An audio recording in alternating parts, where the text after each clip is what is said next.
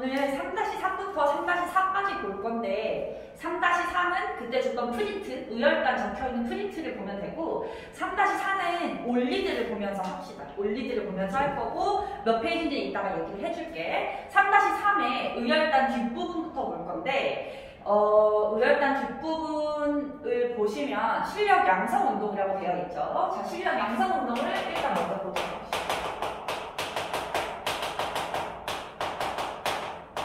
근데 실력 양성 운동이라고 적혀있는 그 큰 제목 옆에다가 뭐라고 쓸 거냐면 바이 민족주의라고 쓸 거야. 민족주의자들이 한 운동이 실력 양성 운동이다. 일단 이렇게 쓸 건데 그러면 민족주의가 뭔지를 이제부터 이해를 해야 되거든. 민족주의가 뭔지를 보려면 반대되는 개념을 먼저 봐야 돼.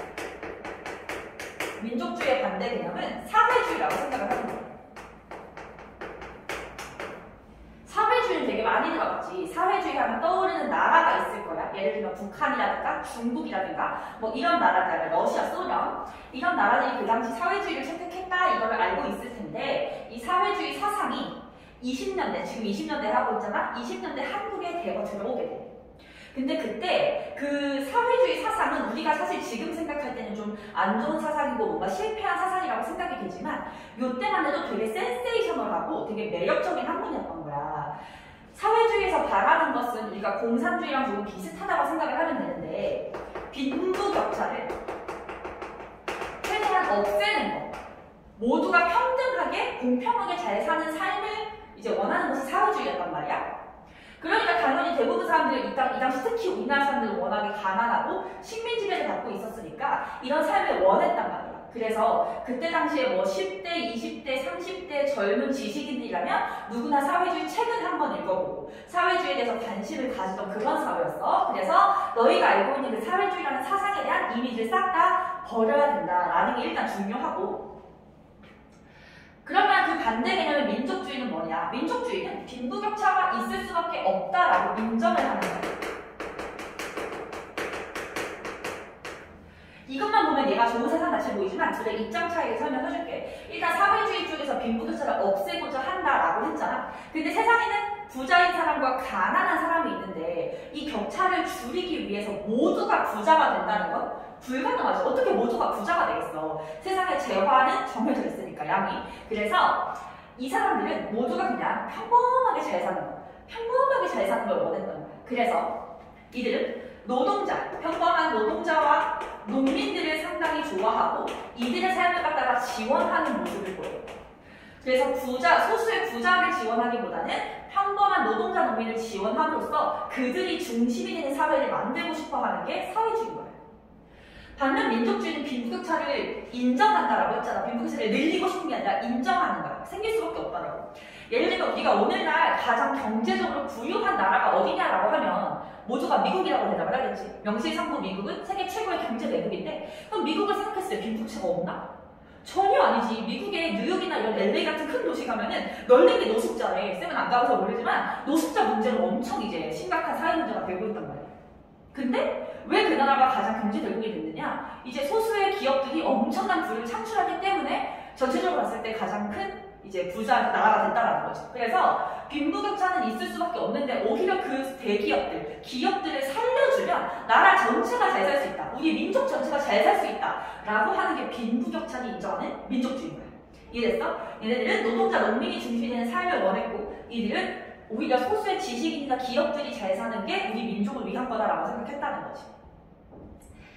이때 이 빈부격차를 인정하는 민족주의 계열에서 주도한 것이 바로 실력 양성 운동이다 라는 거고 이제 실력 양성 운동의 내용을 좀 본격적으로 들어가 보도록 합시다. 일단은 거기에 바로 1번 바로 2번을 보면 두 가지의 핵심적인 내용이 나와 있어. 물산 장려 운동과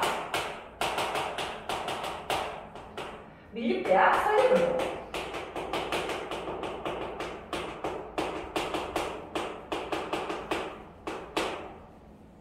이 두 가지가 실력 양성 운동에서는 가장 핵심적인 내용이라고 할 수 있는데 내용 엄청 쉬워서 듣고 이해만 한 다음에 키워드만 읽어주면 되거든. 일단은 물산 장려 운동부터 볼게. 이름만 딱 봐도 대충 뭔지 느낌은 올 거야. 한마디로 국산품을 애용하자는 운동이야. 1920년대 우리 배웠던 거 떠올려볼게. 20년대면 문화통치 시기고, 문화통치 시기에 일본이 회사령을 폐지했어. 회사령을 폐지함으로써 어떤 변화가 생겼냐면, 한국인이 회사를 세울 때 신고만 하면 되다 보니 신고를 하고서 회사가 많이 세워진다 라는 결론을 배웠지. 근데 문제는 한국인만 회사를 세우기 쉬워진 게 아니라 일본도 한국에 회사를 설립하기가 쉬워지면서 일본 대기업들이 대거 한국에 진출을 했다. 근데 거기다가 더불어서 회사랑 폐지와 더불어서 관세까지 폐지가 되면서 일본 대기업의 그 질 좋은 물건들이 가격까지 저렴하게 한국에 들어와 버렸지. 그래서 오히려 회사력이 있을 때보다 없어졌을 때 한국 기업들이 설 자리는 줄어들었다라고 얘기했었어. 그걸 배경으로 하고서 일어난 게 물산장려 운동인 거야. 우리 아무리 일본 물건이 좋아 보이고 싸고 그래도 한국 물건을 사자라고 하는 게 물산장려 운동이었어. 이해되죠? 자, 물산장려 운동에 시작했던 지역을 한번 써볼게. 빈칸에 평양에서 조만식이라는 사람이 시작을 했습니다. 평양에서 조만식. 이거는 외워야 돼. 평양에서 조만식이 시작을 했는데 아래 보면 표가 있지. 표는 전체 위주로 그으세요. 뭐 조선 사람이 지은 것을 먹고 입고 쓰자. 뭐 이런 것들이 나와 있지. 그냥 표는 그냥 눈으로만 봐도 물산장려인 거 알 수 있을 테니까 어렵진 않을 텐데 어쨌든 간에 요 국산품 애용 운동 또는 일본 상품 불매 운동을 하면서 이게 되게 전국적으로 퍼져 나갔었단 말이야. 퍼져 나갔었다가 결론적으로 실패했어. 일단 실패한 이유 첫 번째는 내가 너무 당연해서 거기다가 안 썼는데 일본이 탄압을 했어. 당연히 자기네 기업이 망할 수 있으니까 탄압을 했겠지. 근데 두 번째 이유는 뭐냐면 우리 2년 전에 코로나 딱 터진 직후에 마스크 대란이 있었던 거 기억할 거야? 마스크들이 가만히 있는데 가격이 막 엄청 올라가서 지금의 막 4배, 5배 되는 가격으로 마스크를 판 적이 있었지. 왜 그런 거였냐면 가만히 있어도 사람들이 사주니까 가격이 막 올라가는 거야. 그런 것처럼 이때도 한국 물건을 가만히 있어도 사주니까 몇몇 이제 악덕 업자들이 그 물건의 가격을 올리기 시작한 거야. 품질은 그대로인데도 불구하고. 그래서 그런 현상을 갖다가 비판하는 사람들이 되게 많아졌는데 특히 누가 비판했느냐. 비판에 사회주의자들이 비판하는 거예요.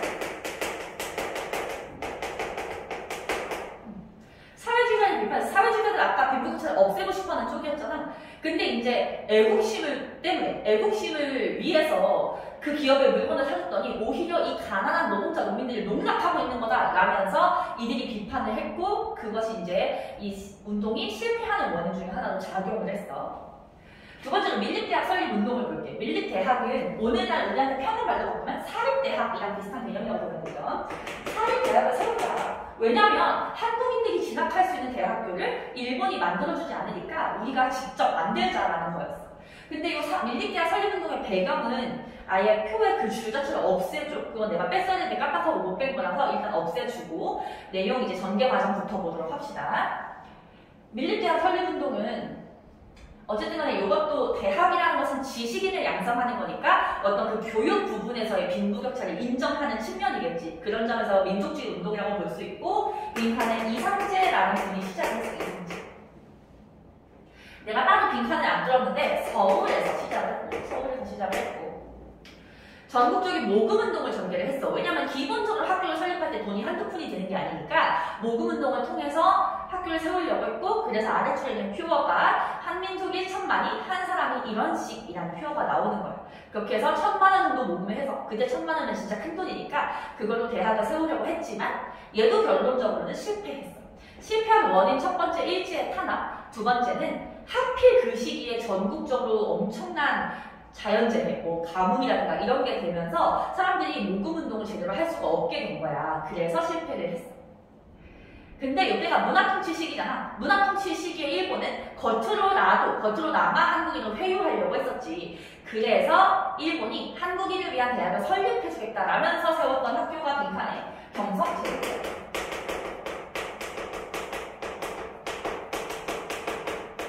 일본이 설립해준 학교였고 당연히 현실적으로 친일파의 자식들 말고는 뭐 진학하기가 어려웠겠지. 이 경성제국대학교는 들어본 적이 있을 수 있겠지만 오늘날의 서울대학교인 것도 뭐 알고는 있으면 될 것 같아요.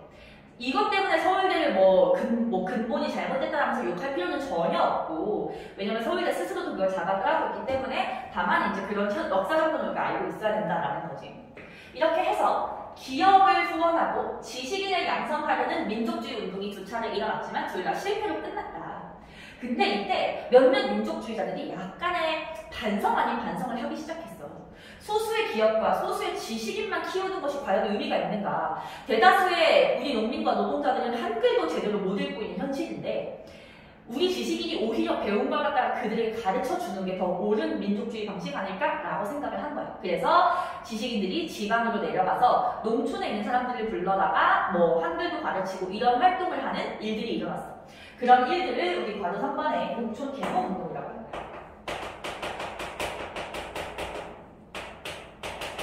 말 그대로 농민들, 농촌을 깨우쳐주겠다라고 하는 거지. 그래서 이제 농촌 계몽운동을 하는데 거기 보면 총 2가지의 운동으로 나눠서 볼 수가 있어. 문자 보급운동,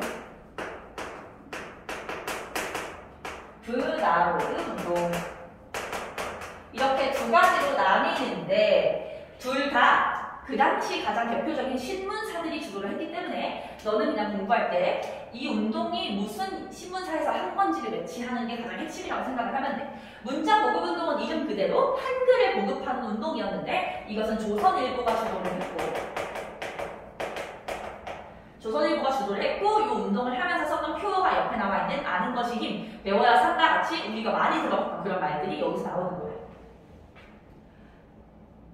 두 번째로 볼 브나로드 운동이 문자 보급보다 조금 더 중요하다고 볼 수 있는데 일단 브나로드라는 말 자체가 러시아어였고 러시아어고 우리말로 바꿔서 해석을 해보면 민족 속으로 라는 뜻이에요. 민족 속으로 들어가자. 그래서 말 그대로 민족 속으로 들어가서 그들의 삶을 개선을 시켜주는 거예요. 단순히 문자 보급 운동처럼 한글을 가르쳐주는 것에서 더 나아가서 악습이라든가 미신 같은 거 없애는 일들도 했던 거야. 예를 들면 막 예전에는 뭐 농촌 같은 데서 어떤 사람이 뭐 다쳤어. 다치면 뭐 예를 들면 거기다가 된장을 바르면 낫는다, 아기의 오줌을 바르면 낫는다, 뭐 이런 얘기들이 있었거든. 근데 이런 게 그냥 단순히 뭐야 이상해 라는 걸 넘어서서 상처를 더 나게 해서 더 안 좋은 상황을 만들 수도 있는 것이었기 때문에 그런 것들을 갖다가 이제 빠르게 근대적으로 바꿔주는 역할을 했던 게 브나로드 운동이었고 이 운동은 동아일보가 주도를 했어. 조선일보나 동아일보 둘 다 이름을 들어본 적이 있는 신문들이니까 별로 어렵진 않겠지. 이렇게 해서 보시면 되고 요 3가지가 이제 우리가 카테고리 나눠봤을 때 되게 대표적인 민족주의 운동들이야. 근데 맨 아래 보면 마지막에 자치운동이라는 게 있거든. 자치운동을 일으킨 이 사람들 이름 한번 체크해봐. 이광수, 최린, 김성수 이런 사람들 있지. 이광수나 최린은 그때 대표적인 문학가였고 되게 유명하고 인기도 많은 사람들이었어. 이광수 같은 경우는 국어 국문학계에서 뭐 우리나라 최고의 소설가라고 얘기를 할 정도의 인물이었고 김성수 같은 경우에는 이 물산장려 운동을 통해서 되게 돈을 많이 벌었던 그 당시 기업가였어. 얼마나 돈이 많았는지 쌤도 이거 그냥 들은 얘기기는 한데 그냥 무수기로 들어. 김성수의 집 대문에 들어가서 집 현관에 가기까지 자전거를 한 30분을 타고 가야만 했대. 그 정도로 엄청난 부자였던 거야. 근데 이 사람들이 어떤 주장을 하기 시작하냐면 자치하자라는 주장을 하기 시작한 거야.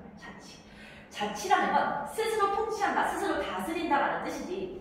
예를 들면 쌤이 제주도 출신이잖아. 제주도의 풀네임은 제주특별자치도고 특별자치권을 갖고 있기 때문에 제주도 내에서 어떤 정책이나 이런 걸 만들 때 중앙정부의 허락을 받지 않아도 정책을 만들 수 있는 권한을 가지고 있어.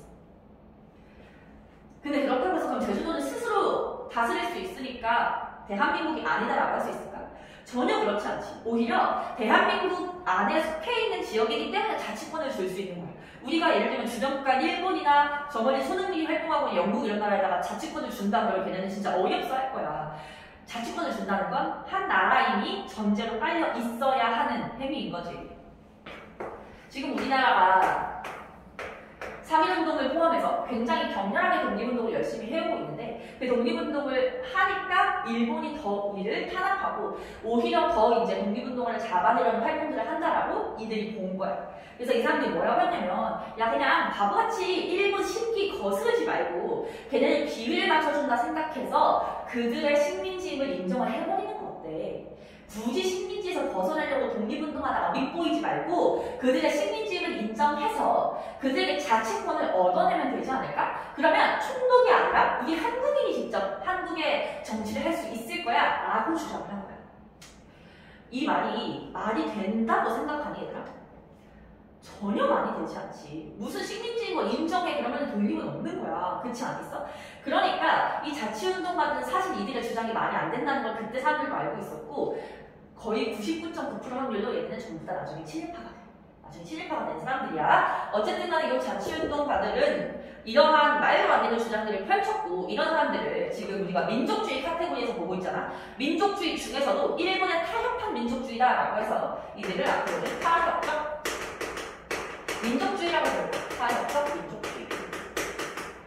타협적 민족주의자들은 나중에 다 친일파가 된다. 이렇게 생각을 하시면 됩니다. 자, 어쨌든 간에 이렇게 해서 민족주의가 했던 실력 양성 운동은 끝이 났고 뒷장을 펼쳐서 보면 학생운동이 나와있지. 학생운동.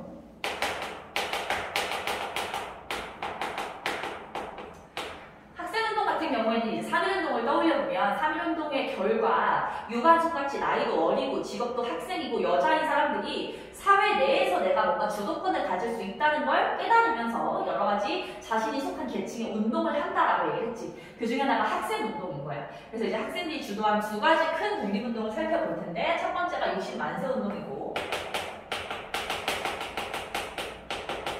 두 번째가 광주학생 항일운동.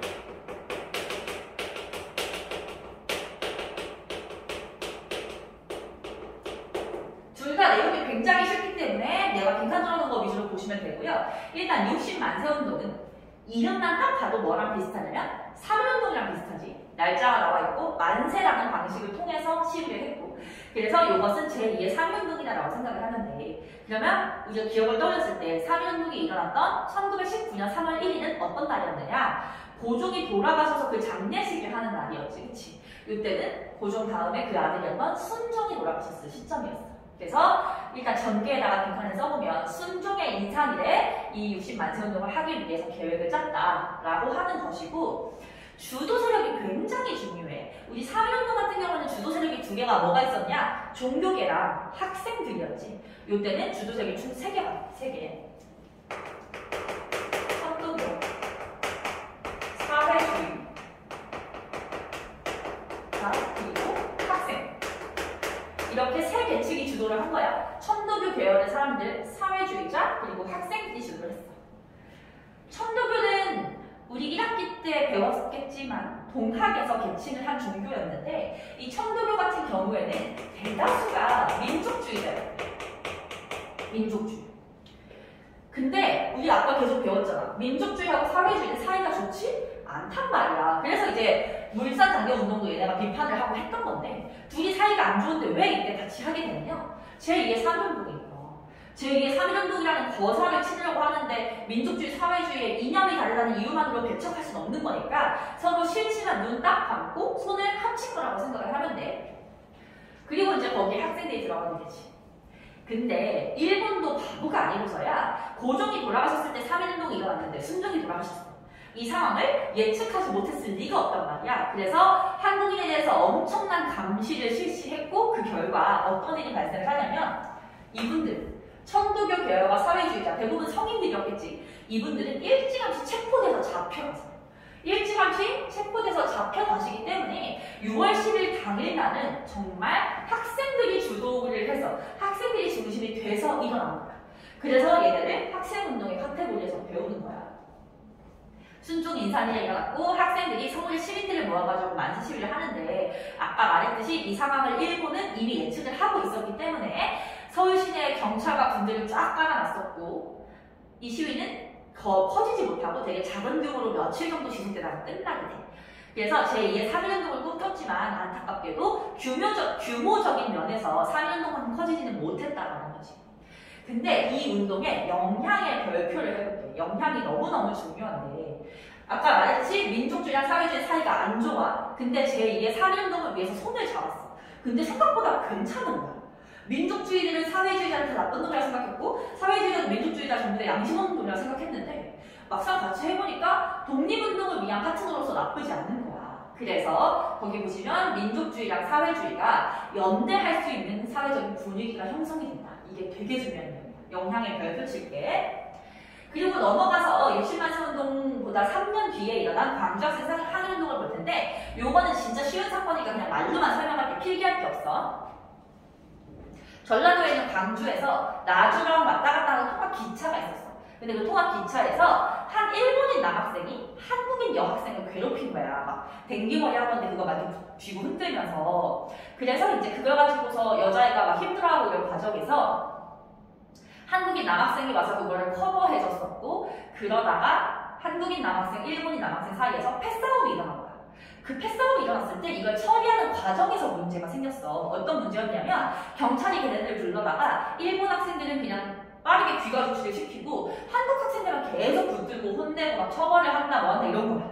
그러니까 이런 차별적인 대우가 소문이 나면서 광주 지역의 학생들이 다 같이 들고 일어났고, 그러다가 이제 전국적으로 퍼지게 된 거야.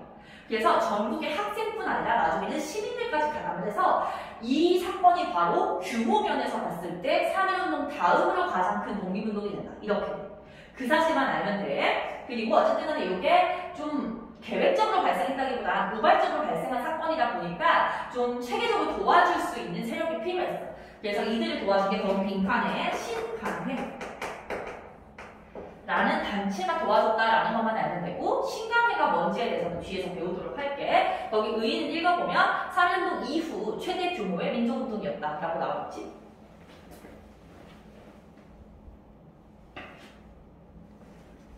오케이. 자, 그러면 이제 맨 마지막, 또 3-3의 제일 마지막인 민족묘일당 운동을 보도록 합시다.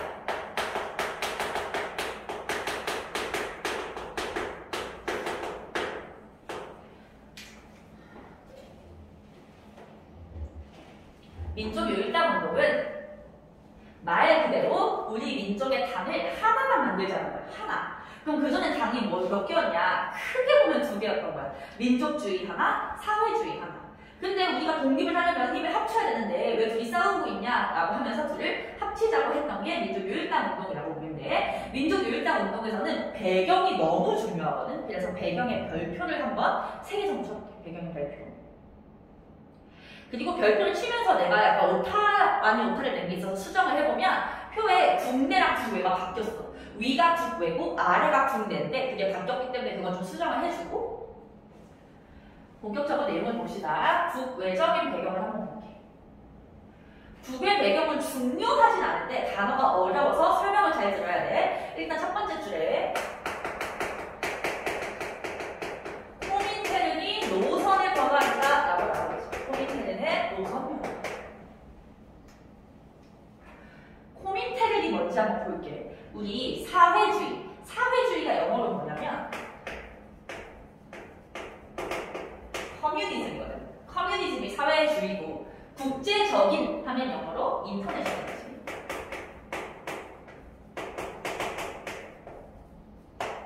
이때 코민테른은 이렇게 합친 거야. 코민테른 이렇게 합친 거야.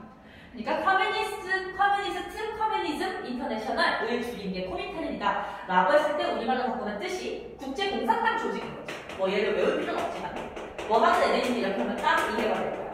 국제공산당 조직이어서 본부는 소련에 있었고 전 세계에 퍼져 있는 사회주의자, 공산주의자들을 관리하는 어떤 기관이었어. 전 세계 사회주의자, 공산주의자는 이 코민테른이 지시하는 대로 행동해야 돼. 이 지시를 벗어나는 사회주의자는 없다고 보면 돼. 근데 이제 코민테른이 뭐라고 했느냐? 너희 민족의 해방, 민족의 독립을 위해서라면 민족주의 세력하고 손을 잡아도 괜찮다라고 얘기를 한 거야. 그래서 사회주의 쪽에서 뭔가 길이 열렸는데 라고 생각을 하게 된 거지. 그러면서 두 번째 줄을 보면 중국에서 먼저 민족묘일당 운동이 일어나. 중국의 민족묘일당 운동을 국공 합작이라고 하고, 얘도 뭐 외울 필요 전혀 없는데 앞에 국이 중국의 민족주의 세력이고 공이 사회주의 세력이라고 생각을 하는데, 그래서 중국에서도 민족주의 사회주의 합작이 일어났다.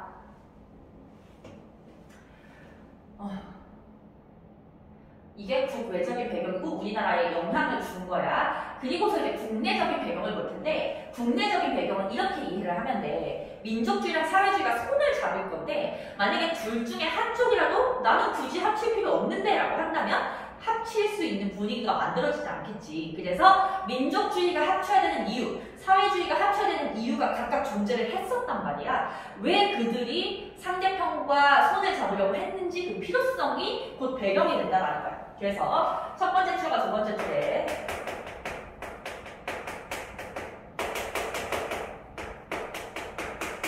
민족주의, 사회주의 이렇게 봤을 때 민족주의는 왜 사회주의랑 손을 잡으려고 했는지를 먼저 보도록 할게. 그 이유는 사실 여기에 있어요. 여기. 자치운동가, 자치론자, 즉 타협적 민족주의자. 타협적 민족주의자들은 대부분 친일파가 됐다라고 했지. 근데 이렇게 한번 봐볼게. 쟤네들이 등장함으로 인해서 민족주의 세력이 둘로 나뉘게 되는 거야. 자치를 주장했던 사람들을 타협적 민족주의라고 한다면 이들과 손절하고 싶은, 독립운동 끝까지 열심히 하고 싶은 그런 분들을 일본에 타협하지 않았다라고 해서 비타협적 민족주의라고 하게 되는 거죠. 이때 이 비타협적 민족주의자 입장에서 생각하면 어제 나와 같은 동지였던 민족주의자들이 하루아침에 적이 된 상황이잖아. 이때 민족주의 세력의 쪽수가 줄어든 거란 말이야. 그 쪽수를 늘리기 위해서 타협적 민족주의자, 친일파들과 손을 잡느니 차라리 사회주의자와 손을 잡겠다. 이렇게 된 거야. 그래서 비타협적 민족주의자인 빅판의 거기 이상재랑 한 번 더 조만식 역사계 이런 분들이 사회주의랑 저랑 손을 잡는 게 낫겠다고 생각을 하게 됐어.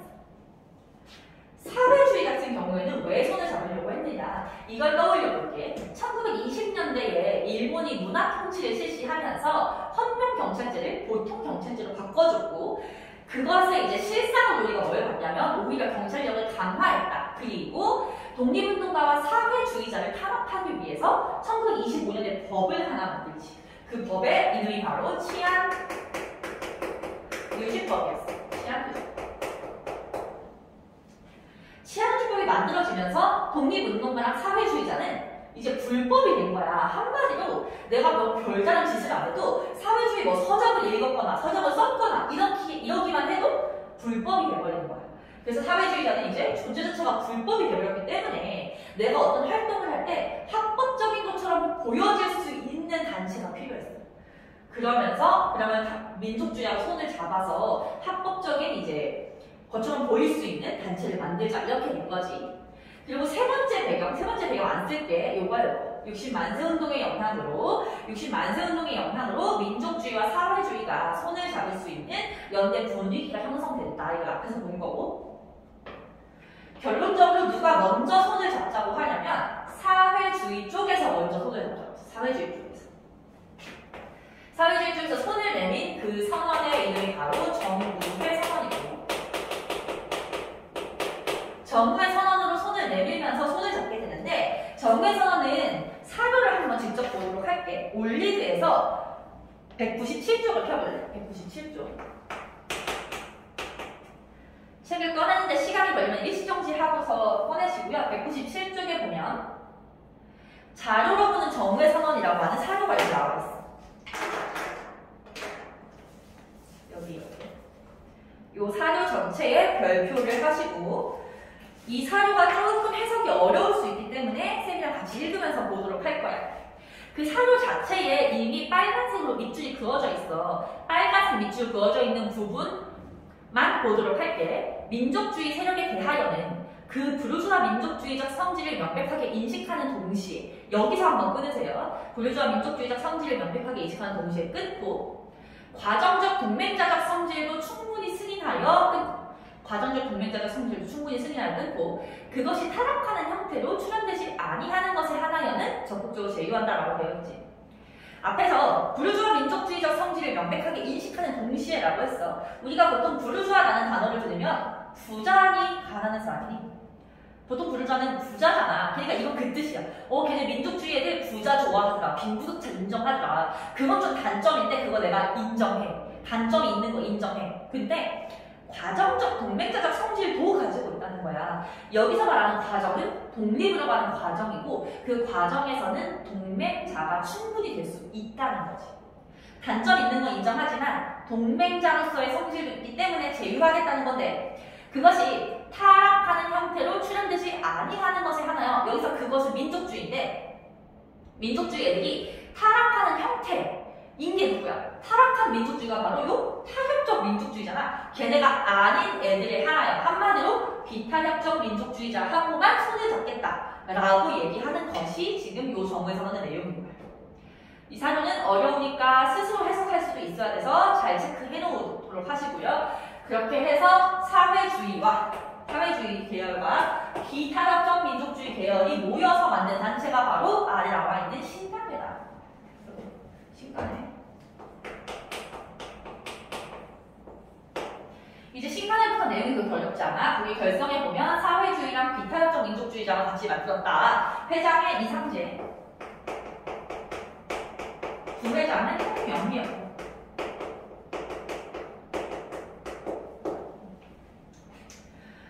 강령의 별표 쳐볼게. 강령이 총 3가지가 있어. 첫 번째, 정치적, 경제적 각성을 촉구한다. 이거는 그냥 깨어있자 이런 뜻인 거지. 그리고 두 번째 빈칸은 단결이에요. 전 국민의 단결을 촉구한다. 그럼 이때 이 단결은 누구와 누구의 단결을 의미하느냐? 비탄력적 민족주의랑 사회주의의 단결을 의미하는 거지. 그리고 맨 끝에 기회주의를 배격한다 라고 되어 있어. 기회주의를 배격한다.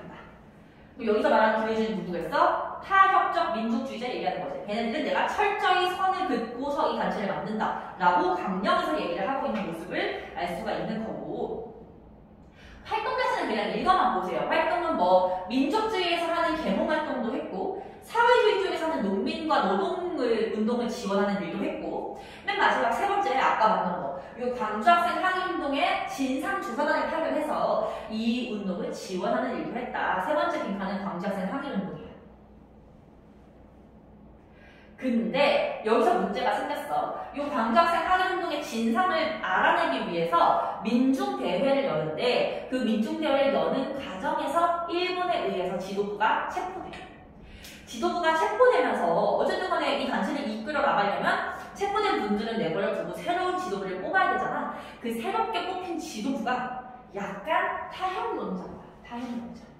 그게 해소 첫 번째 줄에 있어. 해소된 첫 번째 이유, 새 지도부가 온건한 쪽이다. 타협 쪽이다. 이것에 대해서 누가 비판했냐? 사회주의자가 비판하는 거야. 민족주의 내부에서 관리 안 하니 이렇게 된 거야. 그리고 두 번째 해소의 이유는 코민텔트 노선이 다시 한번 변화가 된 거야. 앞으로는 사회주의자끼리만 간다. 민족주의하고 손잡지 마라. 라고 노선이 변화가 되면서 결국에는 사회주의 쪽에서 먼저 이 단체 해소하자라고 해서 해소가 되는 것이 신간의 마지막 내용이고, 여기서 해소라는 단어는 너희들이 알고 있는 해산하고 같다고 봐도 되거든. 단체가 해산된 거야. 근데 해산은 말 그대로 해산돼서 끝이 나면 해소는 앞으로 더 발전적인 방향으로 나아가기 위해서 약간 일부 후퇴하는 그런 느낌이라고 생각을 하면 돼.